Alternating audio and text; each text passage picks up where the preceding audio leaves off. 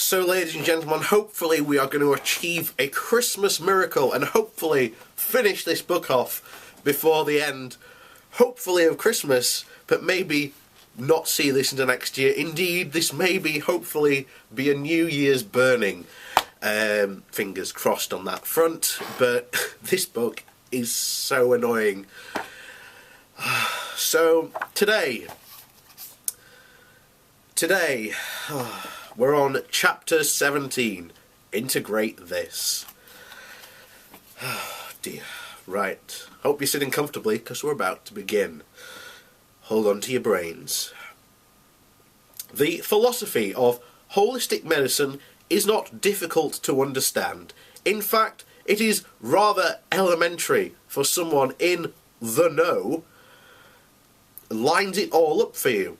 Well, Pete, you've gone through your philosophy of holistic medicine, and it's bullshit.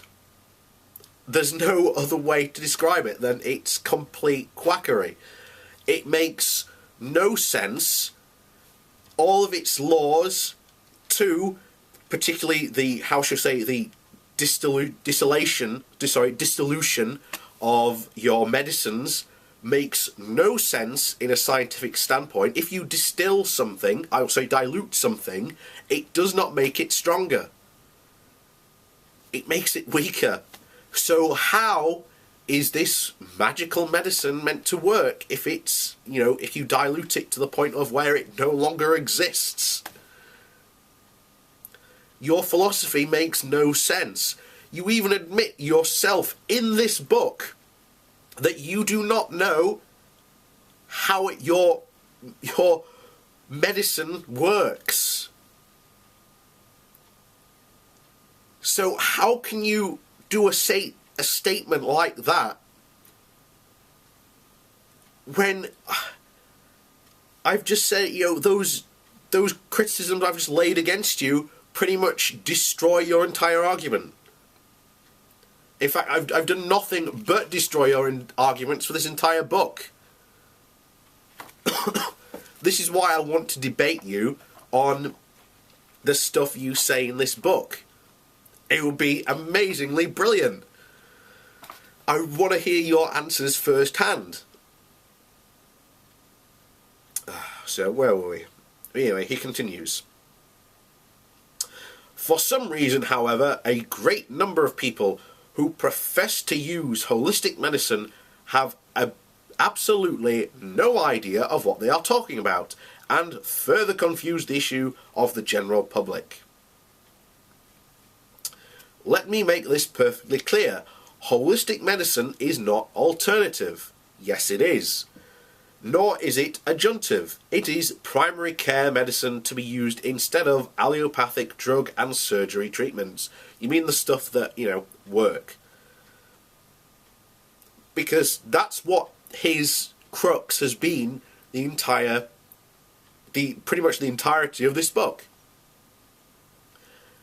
He wants a seat at the table, but he doesn't deserve one. So instead he has written a book where he is crying and bemoaning the fact. But I've said time and time again to him, he's even said in the last chapter, all he has to do, and his colleagues have to do, is provide evidence. Real scientific evidence. The same way that the drug companies provide evidence. And they do provide evidence. I have two stepbrothers. One works for Cancer Research UK, the other one works for the University of Manchester in their research lab. And I've talked to them, I've heard their stories. They've had research where they've been doing it and it's cost thousands of pounds and taken about 2 years only to get to the end of it, and it's been a dead end for them to do. That's what happens in science. That's the reality that they face. Does this guy want to, engage in that reality? No, because he doesn't want to run the risk that that test that he funds comes back and fails.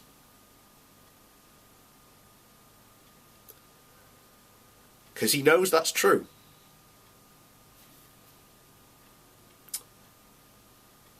So where are we, guys? Only rarely is it useful and beneficial to use holistic treatments as complementary to conventional allopathic ones. More appropriately, allopathic drug and surgery treatment will often complicate holistic ones. So, in this chapter, Pete is basically saying, okay guys, we have this thing called integrated medicine, but reality, it doesn't work. You've got to use my treatments and only my treatments. Can you see why at the very start in the prologue I said this is a sales pitch from Pete? And here we have yet another sales pitch. Don't use MDs or their evil drugs. Use my treatments and only my treatments, because they're the only ones that work.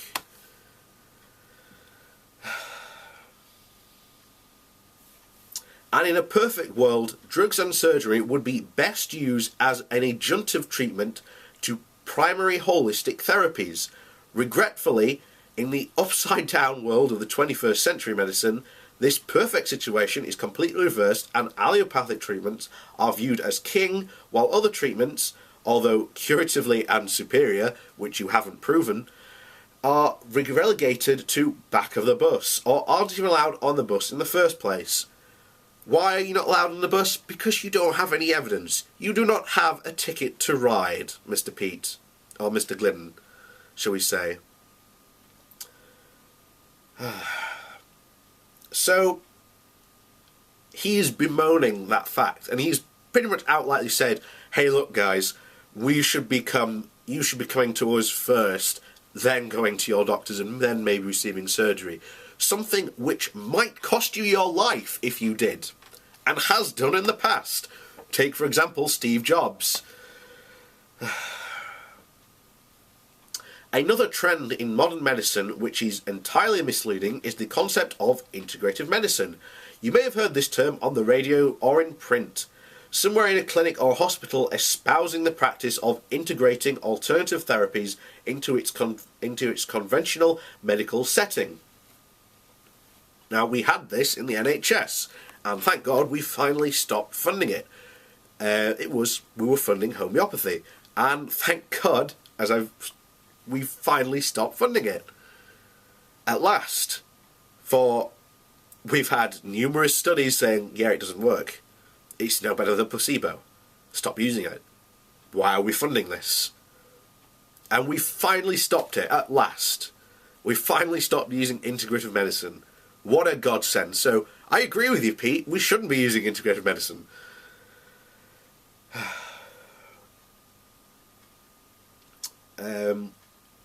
It is a similar situation as discussed in the first paragraph above, but the problem here is not the misuse of a word out of ignorance. The problem is the term itself. Nothing is integrated in an integrative medical model. Integrative medical models always use allopathic drug treatments as primary care and use holistic treatments as adjunctive or secondary. Why? Because the primary care ones are proven to work, not compared to yours, which have yet to prove any substantial evidence that they work. The clinic or hospital rarely follow into the integrative medicine model. It would look like this. Hospitals would employ physicians who specialise in different medical disciplines. Homeopaths, naturopaths, traditional Chinese medicine doctors, acupuncturists, chiropractors, clinical nutritionists, MDs, etc. There would be an objective gatekeeper that all these new patients would get interviewed by first. The gatekeeper would determine which type of medicine would best suit the patient's condition. What? Why the hell would if I was sick and I wanted to go for medical treatment, why would I want to be seen by a gatekeeper? And what qualifications would this gatekeeper have? What if I have got appendicitis and this gatekeeper sends me to, I don't know, a chiropractor? What qualifications, Pete, is this gatekeeper meant to have? You see, this is something that I've constantly said. He knows nothing about the modern medical system. It's just myths he makes up and takes from other people for the exact purpose of trying to scare you into going to see him and not the MDs. Why? Because then he makes money out of it. And if you haven't figured that out by now, through all these chapters, there's an entire secondary chapter that is literally his sales pitch. The gatekeeper would determine what type of medicine would best suit the patient's condition.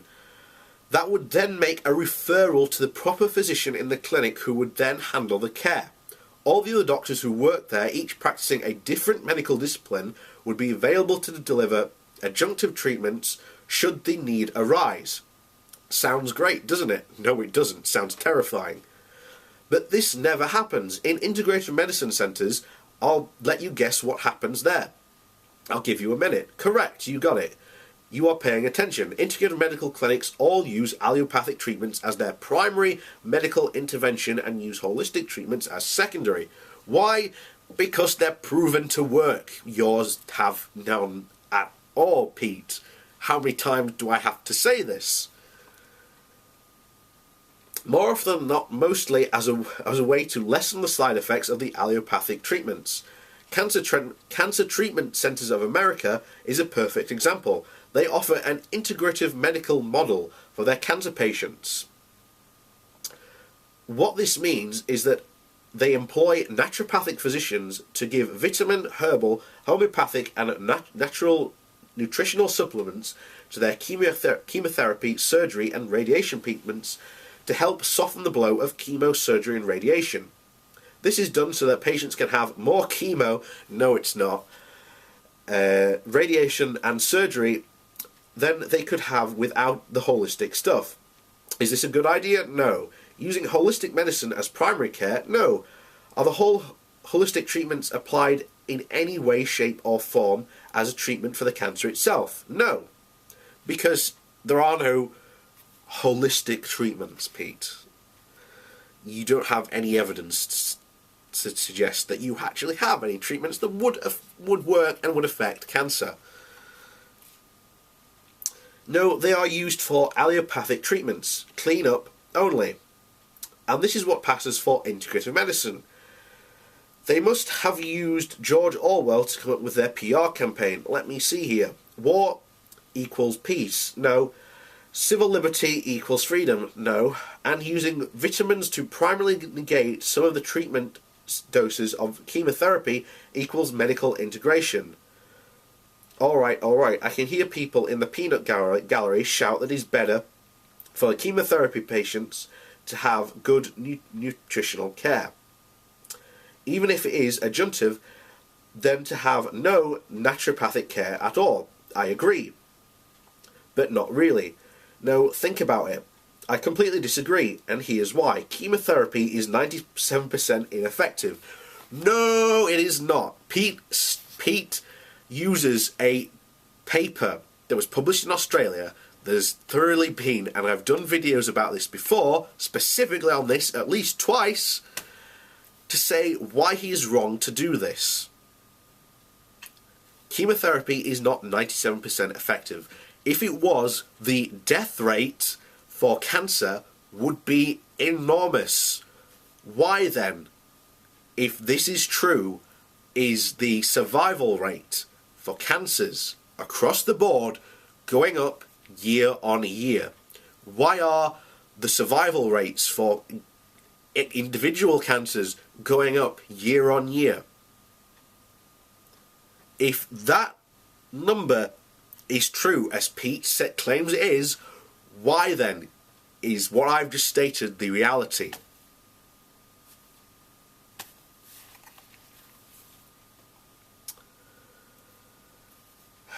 So, there we are.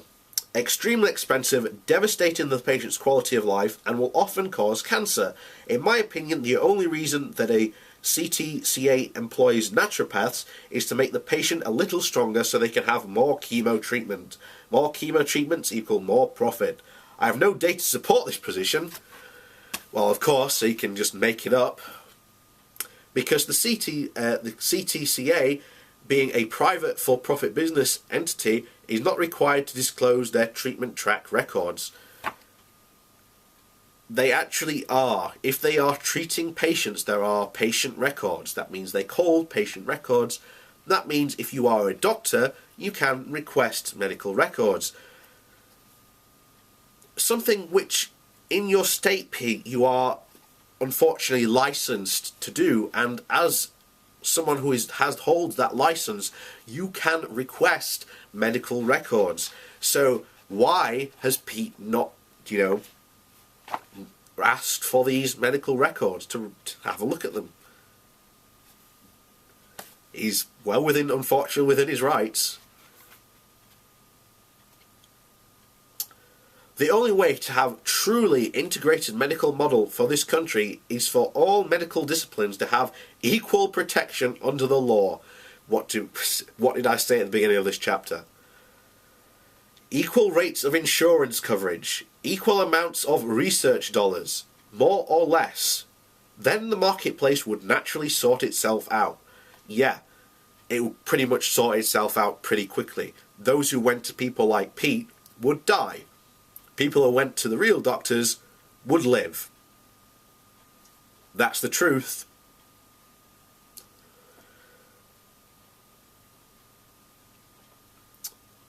In a situation like this, the public would simply gravitate to the most effective type of medical treatment for any given condition. Oh, I'm glad Pete agrees with me on this, that they would go to the MDs. This is exactly why allopaths do not want to be an equal playing field in the medical market. Why do they do everything in their power to prevent it from happening? If they did let it happen, they would quickly lose the lion's share of the business, and they know it. No, they wouldn't. You might get a bump in business for a while, Pete, but people would catch on pretty quickly, and there would be investigations, news stories, interview, showing why you're ineffective, showing your death toll as it mounts, because we finally would actually have the way to track your death rates. And I tell you now, it would be far, far higher than any single MD's.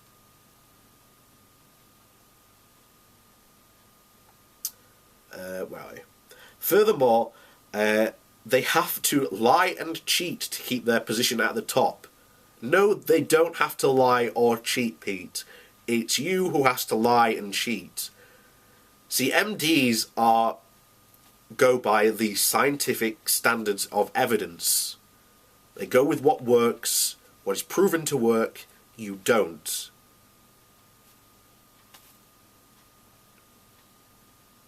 As previously mentioned, there is a branch of the AMA whose job it is to stop naturopaths from gaining licenses and insurance coverage in states where that profession is unregulated, and good for them.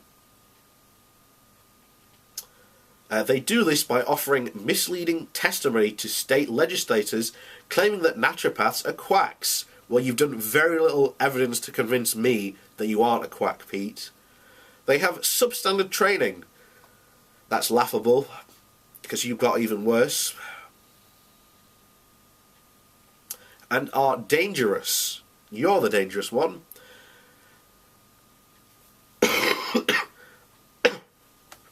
Nothing could be further from the truth. In 1987, the AMA was convicted in a federal court of implementing a decade-long slander and smear campaign against the chiropractors.